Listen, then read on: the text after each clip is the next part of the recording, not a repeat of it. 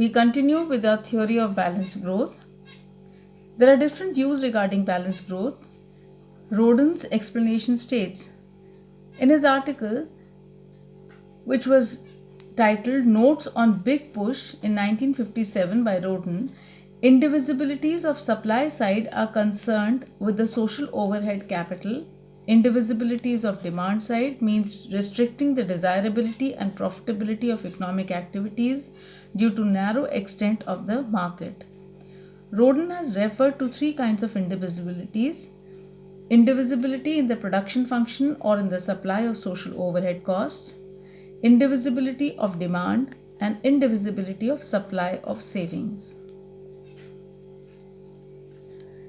Nurksey's explanation of balanced growth is that, according to him, in the development of underdeveloped countries, the greatest obstacle is vicious circle of poverty. The vicious circle shows that income is low in underdeveloped countries. Because of low income, saving is low.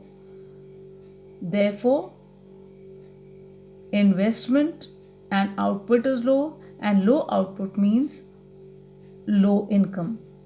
Complementarity of demand states intervention by the government, external economies, and accelerated rate of growth. The explanation of Lewis' theory of balanced growth states that he has given following two arguments in favor of balanced growth.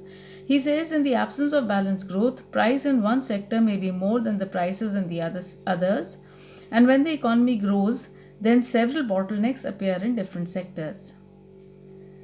Now, what is meant by balance among different sectors? It means balance between agriculture and industries, balance between human and physical capital, and balance between domestic trade and foreign trade, and the role of government in the balanced growth.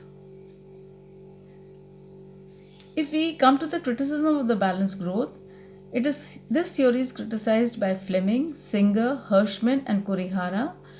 They say that the first point which is mentioned by them is that it is unrealistic or ignores scarcity of resources. Secondly, it ignores the need of planning.